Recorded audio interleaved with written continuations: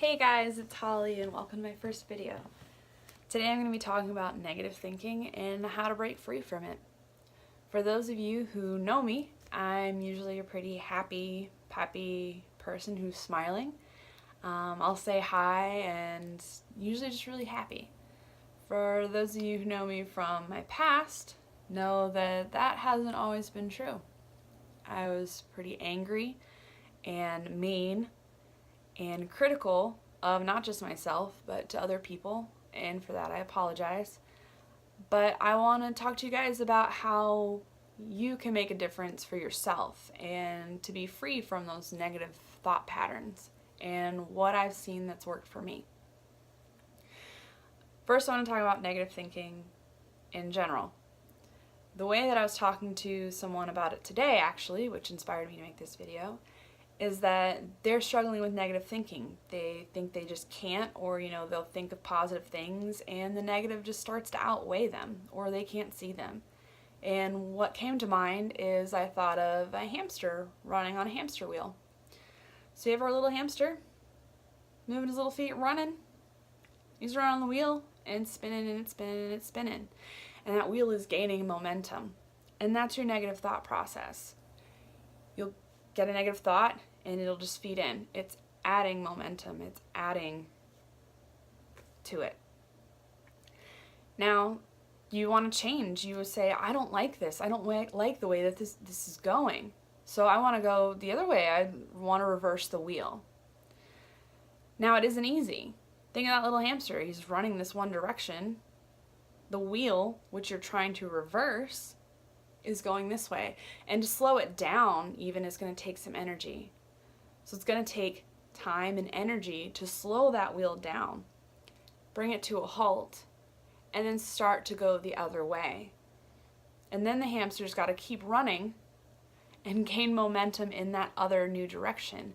And that's how positive thinking is that once you've been set for so long, having your wheel or thought pattern run this way, and you're wanting to go this way, it's going to take effort and energy to start to slow down and move it the other way.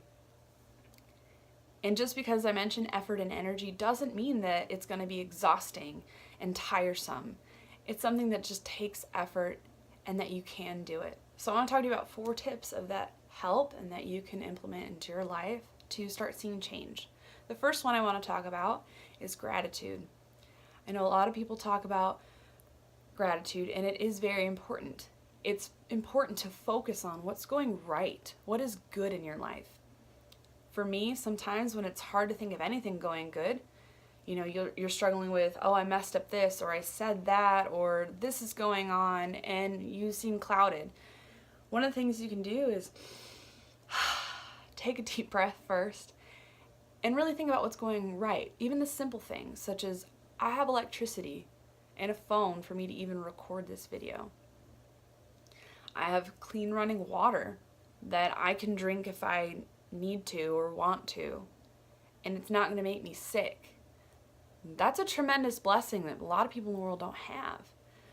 I have a job right now that affords for me to have my apartment and to raise my daughter and to buy me food, and that is a simple blessing in itself. You can go even different from that of I have hot water, I can take a hot shower, or I have a nice bed that I like to sleep in. I have a safe home. I'm not being attacked or hurt or harmed. And I have a wonderful kitty who likes to snuggle, and my daughter is healthy. It's those small things that sometimes people really don't have and that you need to be thankful for in yourself for them. So what are you thankful for, even if it's the smaller things? List them out and bring them up. Try to think of something every day. And whenever you start to see yourself thinking negative, question it. Be like, what's going right? And move on from there. It'll gain momentum and it's going to help you. Number 2, nature is wonderful. I'm lucky that I kind of live in the woods of Pennsylvania, and it isn't so far for me to just go out and take a hike. My personal journey started about 2 years ago when I set a 500-mile hiking goal. I spent a lot of time outside, and a lot of time that was alone. And I found it really beneficial for me because it was quiet. I could think. I was getting exercise moving my body, and I was out in natural earth. It doesn't have to try, it just is. And that was wonderful to fully kind of delve into and see that this is here for us to enjoy. And we get busy in the hustle and bustle of crazy jobs and a lot of other things, but to slow down and to be out in that, because it's not rushed, it just is. It's wonderful. And so if you can find a park to go to and even just lay down, feel the grass, or if you live in the desert areas, to go out and just have the open space. Just find something that speaks to you. 3, meditation and yoga. Meditation helps slow down, and again, you get to listen to yourself. Sometimes it's hard when we got crazy life with busy jobs and a house that needs cleaning and laundry that needs to be done, along with family life. But it's important for you to take those 5-10 minutes for yourself, and you can stare at a candle flame. If it's hard for you to close your eyes, you can listen to guided meditations from YouTube. I hope to be making some soon. And yoga is important too. It also helps move your body with your breath, and it's kind of meditative as well. And that's the thing, it's just starting to listen to yourself instead of the outside. It helps you listen to you and what you need and what you think. And number 4, this is something that is important. It's just that you need a close network of people. I have a very small group of people I know I can rely on that want the good for me, and they'll be honest, and they're compassionate, and they're patient, and they're very loving. It's just that when I'm so caught up in what's stressing me out, it is good to vent to people that you trust, but it's important that they're helping you see more than that. It's great that they validate and affirm, yeah, that sucks that happened, absolutely. I totally understand that you feel that way, I understand. But to also have them reflect back to you kind of an unveiled support, that they remove the veil from what you're so stuck in, removing that fog, and that they can speak to you and saying, hey, but what about this?